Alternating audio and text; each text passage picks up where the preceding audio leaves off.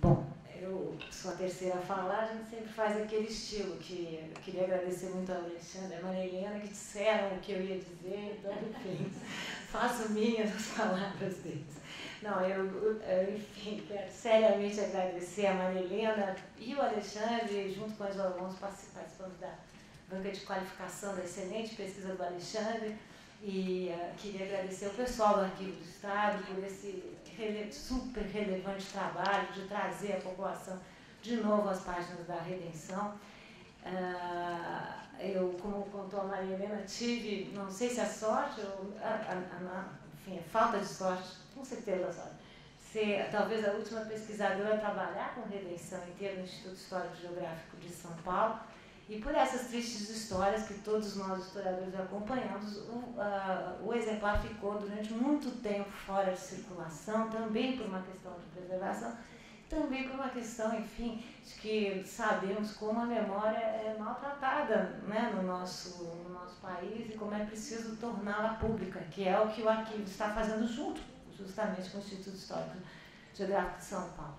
Falar desse jornal não é, como vocês estão vendo, apenas falar de um jornal, né, de um jornal de período de vida curto, vou falar disso, mas também falar de um personagem importante, Antônio Bento. Queria agradecer a presença do Dr. Luiz Antônio de Souza Castro, bisneto de Antônio Bento, falar da Irmandade de Nossa Senhora dos Remédios, falar do Centro Abolicionista de São Paulo e falar disso que Maria Helena agora estava tratando, do que seria esse abolicionismo revolucionário e radical, e como Alexandre já destacou, como há muita lenda do lado, e o exercício do historiador não é exatamente um exercício de elevação, de consagração, é sempre a manutenção do exercício crítico, no sentido de tentar dimensionar os desafios, as conquistas e os limites também, porque afinal todo documento faz parte do seu tempo, avança, mas faz parte também e carrega essas limitações do seu próprio momento, né? Eu vou falar pedir para ser a terceira, porque, enfim, trabalhei com esse documento há muito tempo, foi no meu mestrado, agradeço a oportunidade de retornar à leitura da Redenção, gostaria de analisar aqui um aspecto desse jornal, que penso que é um aspecto bastante importante, que é o seu estilo, né? Como Maria Helena já adiantou, na década de 80, passada a Guerra do Paraguai, a abolição foi se convertendo numa causa nacional que envolvia muito debate político, muito debate econômico, muito debate social, mas também muito debate emocional e afetivo. A Ângela Alonso vai falar à tarde, ela tem um trabalho muito bonito sobre o tema. E, enfim, eu penso que a redenção fazia parte desse contexto, criada, como vocês viram, em 1887, após a lei dos sexagenários, lei, enfim, que dividiu de fato aí o abolicionismo por conta do seu caráter absolutamente conservador, ou seja, dava liberdade aos escravizados com mais de 60 anos e ainda garantia 3 anos mais, né? Então, enfim, era uma lei de caráter não moderado, um caráter conservador, que mesmo em sua época não agradou, mesmo a abolição, não estamos falando do abolicionismo radical, mas mesmo qualquer tipo de abolicionista. E justamente Antônio Bento fará parte desse movimento conhecido hoje como abolicionismo radical. Concordo com a Maria Helena que é preciso dimensionar o que seria, mas eu quero, sobretudo, me pautar numa questão que é essa que eu chamei de questão de estilo. O estilo da redenção era pautado muito na ideia da inversão de valores, que eu vou tentar mostrar, e muito humor, né? Muita chacota, muita blague. E o meu suposto é que quem ri não ri de nada, ou seja, tem gente que ri de nada, mas estou falando aqui mais na perspectiva do Bakhtin, que o humor denuncia um universo de significações e que a expressão desse jornal era, sobretudo, uma espécie de avesso do avesso, não como reverso, mas como verso. Eu quero explorar essa ideia a partir de uma das crônicas chamada Faz Anos, né? Essa é uma crônica muito divertida, em que o jornal vai usar a expressão faz anos fulano de tal, e usa a ideia de faz anos no sentido de aniversário mesmo, ao invés de celebrar o aniversário, como já dizia o Alexandre, ela denuncia os senhores escravocratas que mantinham escravos no seu cativeiro. Antes de falar dessa crônica, eu vou voltar um pouco a alguns aspectos já destacados pela Maria Helena, que é o que significou essa década de 1880 em termos da agenda brasileira, né? Só para alinhavar aqui algumas datas para vocês, vale destacar que em 80 é fundada a Sociedade Brasileira contra a Escravidão, em 83 a Confederação Abolicionista, e nesse ano é publicado O Escravo de Castro Alves, Joaquim Nabuco edita o Abolicionismo, duas grandes obras que vão ser, enfim, consideradas como símbolos, né, do movimento emancipador. O suposto que nós três aqui estamos compartilhando é que os tempos mudavam e pediam novos intérpretes, jornais e poetas, né, enfim, de alguma maneira para corrigir os desacertos e injustiças desse mundo. Em 84, a escravidão é extinta oficialmente no Ceará e no Amazonas. E em 85, como eu já mencionei, é promulgada a Lei Cotegipe, que dava liberdade aos escravos de mais de 60 anos, apesar de garantir mais 3. Enfim, o caráter conservador era evidente, até porque, como Maria Helena tem mostrado muito nos seus livros, da época, do final da Lei do Ventre Livre até a Lei dos Sexagenários, a composição e distribuição dos escravos no país também se alterava radicalmente, que é preciso que a gente preste atenção aqui. Segundo o relatório de 1886, desde 1873, e se nós formos contabilizar manumissões e mortes, o número de escravos tinha sofrido uma redução de 412.468 escravos. Esses são números oficiais, pessoal. Nós podemos imaginar que esse número seria multiplicado se não fosse oficial.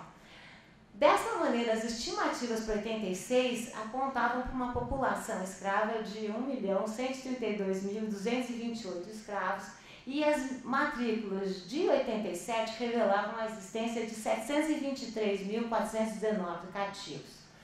De novo, dados oficiais, mas o que eu quero chamar a atenção é para a redução geral do número de escravos e a distribuição desigual que se acelerava. Não só os cativos eram deslocados, como nós sabemos hoje, do norte para o sul do país, como as libertações eram mais evidentes na região setentrional do que no sul do país. Na região do sudeste, particularmente em São Paulo, onde o sistema era ainda forte, como mostraram tantos, entre outros Maria Helena, Rafael Marques, já citaram, mas me refiro aqui ao plano e o pânico da Maria Helena. Nos inícios de 1887, a derrubada da escravidão enquanto instituição ia se materializando de forma muito veloz. O aprofundamento da crise se demonstrava na perda do controle da mão de obra escrava, como Maria Helena já mostrou aqui, e começava a ficar clara, desde o início da década de 80, com a desarticulação do trabalho, sobretudo no campo. O fenômeno que a gente pode ler não só na Redenção, mas nos jornais que a Redenção chamava de periódicos burgueses, o Correio Paulistano, a Província de São Paulo, descrevem diariamente que nas estradas, nos passeios das cidades, eram vistos grupos de escravizados fugidos, carregando suas trouxas, tralhas, enxadas e armas de fogo. Bem diferente da imagem convencional que a memória guardou do escravo com a sua trouxa, trouxa de roupa, figura tradicional paradoxal utilizada nos anúncios de fuga, né? Ou seja, vejam o paradoxo, mostram o escravo fugido e devolvem o quê? A imagem mais romântica, como se o escravo fugisse com uma trouxinha, fugia com enxada, né? Com arma de fogo, porque a ideia desse momento é que essa maior mobilidade implicava em movimentos erráticos dos ex-escravos que, a rigor, também não tinham para onde ir. E permaneciam, de alguma forma, oscilando, né, circulando ao redor das cidades e nos mundos das fazendas. Essa noção de descontrole desarticula a escravidão. E essa é a realidade do momento em que é criado a redenção. Muitas vezes há uma negociação com os escravizados. O caso do Antônio Bento é conhecido, que, enfim, tentava negociar novos contratos, isso é muito presente no jornal, né? Mas não retirava essa sensação de abandono da fazenda e de descontrole da situação. Estrangeiros, forasteiros, libertos, podiam ser encontrados juntos com as hostes de escravos, como mostra a Maria Helena, e que simplesmente abandonavam as senzalas. A província de São Paulo tem uma notícia do final de 1886 que diz que o senhor fulano de tal foi dormir com toda a sua escravaria e acordou sem. Né? Então, a ideia de abandono, de guinada, né, estava vinculada também a essa mudança de atitudes com relação aos escravizados, que Maria Helena falou muito bem. Dentro dessas atitudes, estratégias, como diz o Alexandre, o movimento era plural. Nem sempre as atitudes, digamos assim, saíam bem premiadas, né? E, enfim, o fato é que houve um movimento bastante descontrolado nesse ano de 87, por isso a importância desse ano, para tentar assentar essa população nas fazendas. Movimento, como sabemos, ainda bem fadado ao fracasso. A Redenção faz também parte de um conjunto de jornais abolicionistas que vão tomando corpo nesse momento. Cito alguns: a Onda, a Abolição, 89 e posterior, a Vida Semanário, Vida da Redenção, a Liberdade, o Aliot, a Gazeta da Tarde, do José do Patrocínio, a Terra da Redenção, o Amigo do Escravo, a Luta, o Arado, que, como disse o Alexandre, que já pertencia ao Antônio Bento, e vejam a concentração no nome Redenção. É bem interessante, eu vou voltar ao nome, o Alexandre já falou, eu gosto muito de pensar nas expressões, né?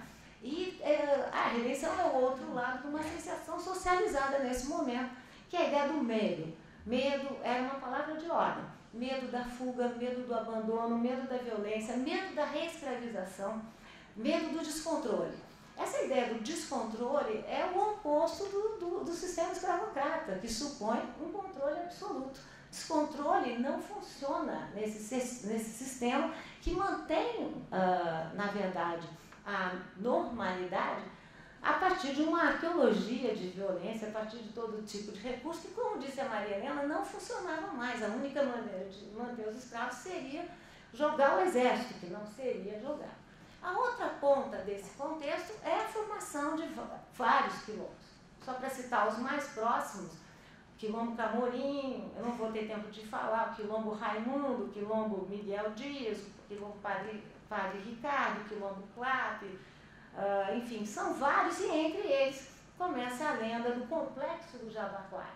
A minha ideia aqui não é falar sobre o Complexo do Jabaquara, mas mostrar como a lenda, a grande mitologia, é que, enfim, eles eram organizados pelos Caifás, nome que fazia alusão ao sacerdote que anunciou Jesus, o Redentor do povo judeu, e também ao termo redenção, como disse o Alexandre, ato ou efeito de redimir ou remir, que significa libertação, mas numa perspectiva bastante cristã.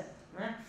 A história do Redenção, Alexandre já me pavimentou a área, vocês já sabem um pouco, era um jornal que nasce em 1887, um jornal que aparecia 2 vezes por semana, de 4 páginas, sendo a última página tomada por anúncios, que iam escasseando, né, também com o tempo. Tudo na Redenção era voltado para a abolição, desde o editorial até a cabana do Pai Tomás, os folhetins, até os anúncios. Isso é muito interessante, se de fato havia uma pluralidade nos artigos, o que não era plural, a ideia da abolição. Né? Por outro lado, o que não variava, o que era comum, desculpa, a ideia da abolição, o que também não variava, o ataque à imprensa burguesa. Como eu estudei a província e o Correio, a gente sabe que assim chamada imprensa burguesa atacava muito o Antônio Bento, ele era chamado de salteador, Bento Sapo, né? E o jornal se defendia com a mesma ironia, né? Quer dizer, sintetizando o que eles chamavam de ideias dos Caifás, e essa noção de que eles eram um jornal para a ação. O nome do jornal já era Folha Abolicionista Comercial e Noticiosa. E, como a Maria Helena leu um trecho do editorial, eu leio outro. Eles dizem: divergimos completamente tanto de liberais resistentes como dos escravocratas. não concordando com as ideias conservadoras e detestando aqueles que, trazendo o capacete frígio na cabeça, trazem na mão o bacalhau, com que cotidianamente surram seus míseros escravos. Se eu tivesse tempo, eu já veria primeiro o uso do avesso, das oposições, a ideia da tutoria, seus míseros escravos, né? E a ideia de que, enfim, que eles vão concluir, a escravidão é um cancro que corrói o Brasil, o paliativo da lei Saraiva protegida só prolonga a enfermidade, contamos com o povo e nada mais. Nessa palavra de abertura, vocês já veem vários elementos que vão começar a aparecer no jornal.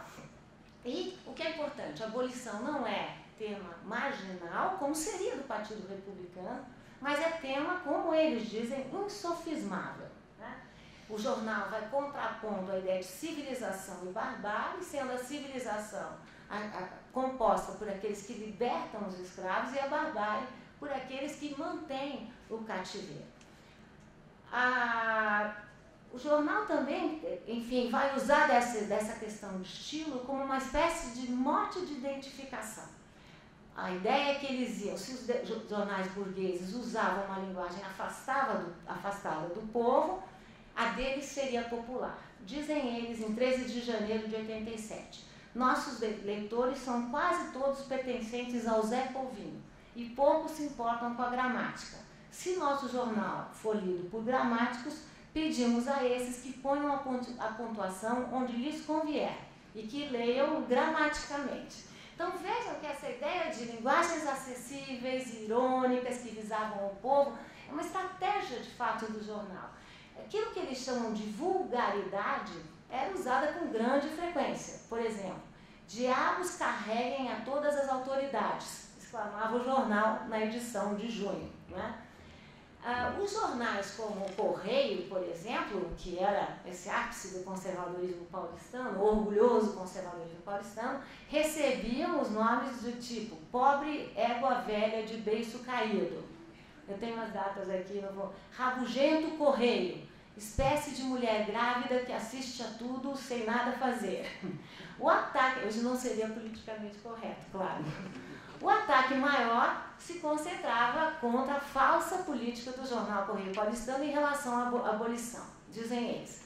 Todos os dias, com o título de movimento abolicionista, essa era uma coluna que eu estudei, que a todo dia eu chamava movimento abolicionista e publicava notas de senhores de escravos que estavam abolindo, enfim, libertando os seus escravos, e de uma forma absolutamente comovente. Então todos choravam, os senhores, os ex-escravos, e os escravos em geral queriam permanecer nas fazendas. Né?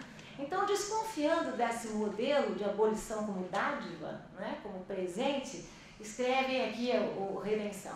Todos os dias, com o título de movimento abolicionista, noticiam esses jornais que o barão de tal, o visconde não sabemos de quê, o coronel fulano, o comendador Sincrano prometeram libertar seus escravos. Sabemos que todas essas pessoas são muito honradas. Basta ser fazendeiro e ter dinheiro para se classificar desse modo. Vejam a ideia de coronel. No entanto, devem dar baixa na coletoria, porque de outro modo não podemos saber se a província de São Paulo está se libertando de verdade ou é do tipo faça de conta. É exatamente o que Maria Helena chama a atenção, enfim, que havia muito oba-oba nesse momento, mas que a libertação não ocorria e eles vão...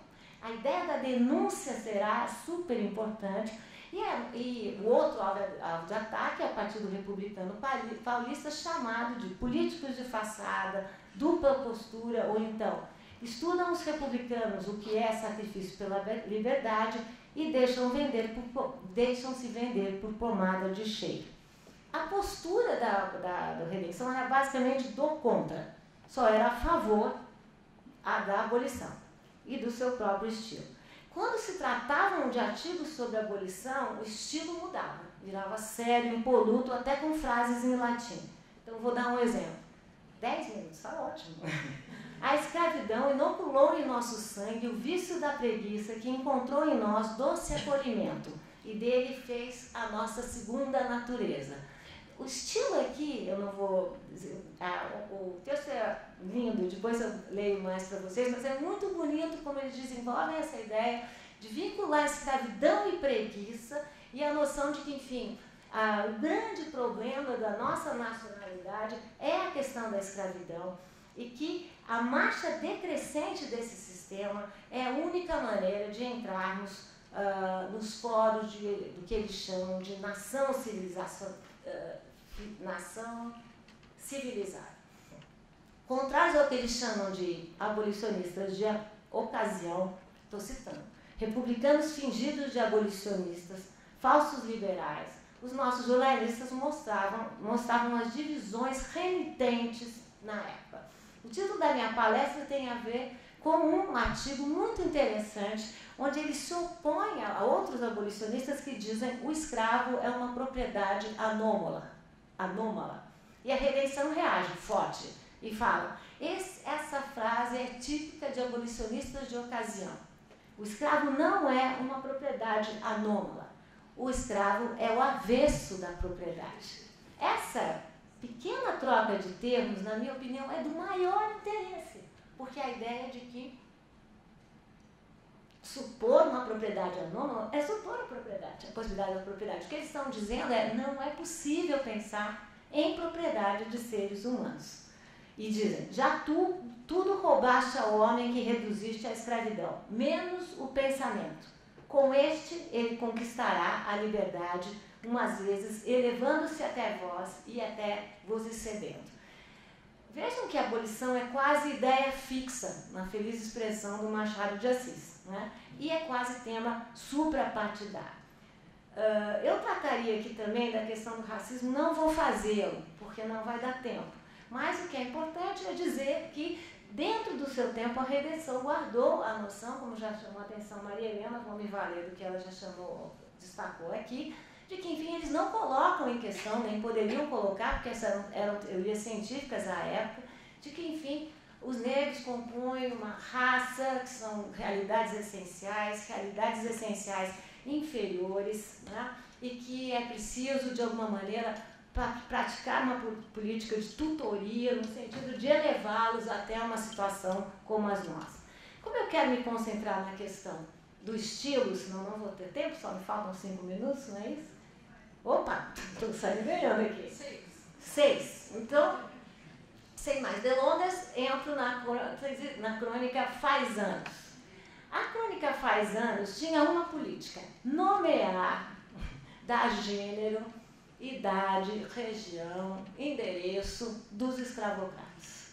É muito interessante isso porque no momento de grande pressão pública contra os senhores de escravo e que nos jornais burgueses, como o Correio e a Província, se anunciava como os senhores estavam libertando os seus cativos, aqui se fazia o oposto.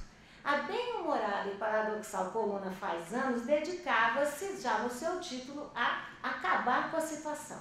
Em uma época que não soava bem se dizer escravocrata, a coluna tornava públicos os casos de senhores e senhoras, políticos, policiais, brancos ou mestiços ou negros, que se dedicavam à manutenção do sistema.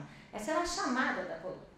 Na coluna Faz Anos apareciam discriminados vários casos de pessoas que se ofereciam ainda, dizem eles, ainda como capitães do mato, como um tal de Delabor, ou mesmo mulatos que se prestam a amansar escravos. Lá estavam também proprietários que ainda usavam o castigo do bacalhau, que prendiam cativos ao tronco, deixavam faltar comidas aos seus escravizados ou os castigavam com vergalho no eito. Não faltavam republicanos escravocratas com o costume de espancar pretos nas ruas. Tudo aqui eu estou citando, pessoal. Sujeitos que andavam procurando por pretos fugidos à beira do rio e das estradas, que concediam a liberdade da morte dos escravos para não ter que enterrá-los. Donos de jornais que anunciavam pretos fugidos, proprietários que surravam seus escravos e aos escravos dos vizinhos, e dizem eles, por não querer que a escravidão acabe e para não morrer de fome. O Faz Anos era mesmo impiedoso. Dava nome, sexo, reagia pesado às próprias reações dos senhores de escravos. Vou citar uma coluna do Faz Anos. fazem anos por atacado e varejo, Ernesto Bartolomeu de Barros, Augusto Amorim, Chico das Botas, por terem ficado zangados por terem feito anos. Parabéns. Então, veja, se a pessoa reagia, eles colocavam novamente na coluna dos fazem anos. Nós sabemos que o riso pode ser uma arma das mais críticas, das mais eficazes. Se o humor já foi forma para derrubar políticos, sistemas e regimes, como bem mostrou o Robert Darnton no seu belo ensaio A Grande Massacre de Gatos, o mesmo fez Bakhtin com a sua análise do xiste, da blague no Rabelais, porque mostrava como a blague, a piada, não só critica, como produz solidariedades. Há um nós e outros, nada oculto, que vai sendo construído a partir do humor na redenção. Uns nós a favor da civilização, outros favoráveis à perpetuação da barbárie de um sistema injusto. O antropólogo Clifford Geertz chamou a atenção também que o ofício do etnólogo se aproxima ao ofício do poema e da piada. O que é comum entre eles? Por que é tão difícil traduzir um poema? Porque um poema é feito na base de situações silenciadas, estruturas de sentimentos, como diria o Eric William. A graça da piada, ou a sua originalidade, está no universo que ela contempla e na quantidade de não ditos, de pressupostos, de inversões que fazem parte da piada. Não há nada mais chato do que explicar uma piada, né? Em geral, no estrangeiro é o que a gente tem que fazer. O Robert Darnton também diz que uma das formas de saber que você está num outro mundo que não o seu é não entender um provérbio ou não rir de uma piada, né? Porque, na verdade, a piada é feita de reiterações de universos que são comuns ao seu próprio contexto.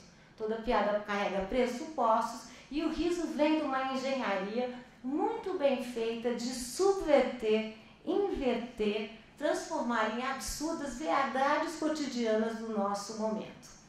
Como diz o psicanalista Sigmund Freud, no seu famoso ensaio sobre o xiste é um juízo que joga com ideias, com deslocamentos e com uma surpresa. Um exemplo meu, nessa pesquisa que eu estou me referindo no meu mestrado, é que eu dava muita risada quando eu lia, sobretudo o Correio Paulistano, os anúncios, os editoriais. Só tinha uma seção que eu não dava risada. Ela se chamava Momento Cômico, justamente porque eu não fazia parte dos pressupostos da inversão da piada. A gente ri da convenção, ri de um suposto que é devidamente invertido e partilhado. Pois bem, aqui terminando, faz anos, é exemplo do estilo do Redenção, porque faz rir ao inverter. Expõe o que precisa ser calado, nomeia situações que nesse contexto preciso querem ser silenciadas. Mas pela inversão se faz mais. Se mostra, se revela um sentimento reinante. O acerto que acerta a abolição nesse ano de 1887. A abolição era incontornável e não adiantava mais alardear o que não estava para ficar. Ou melhor, congratular o que era de direito e havia tardado demais. Por isso, talvez, a Lei Áurea foi o ato mais popular e aguardado, mas também o último ato do Império. A redenção circulou de 1887 até a promulgação da Lei Áurea, Alexandre me corrige, em 13 de maio de 88, quando passou a ser publicada anualmente, sempre na comemoração da data da abolição. Como o restante do movimento abolicionista, infelizmente, a causa parecia ser maior do que a realidade do day after. Na verdade, parecia se resumir à abolição imediata. O day after ficaria para depois, e dele, o day after, ainda convivemos com muitas consequências. Muito obrigada.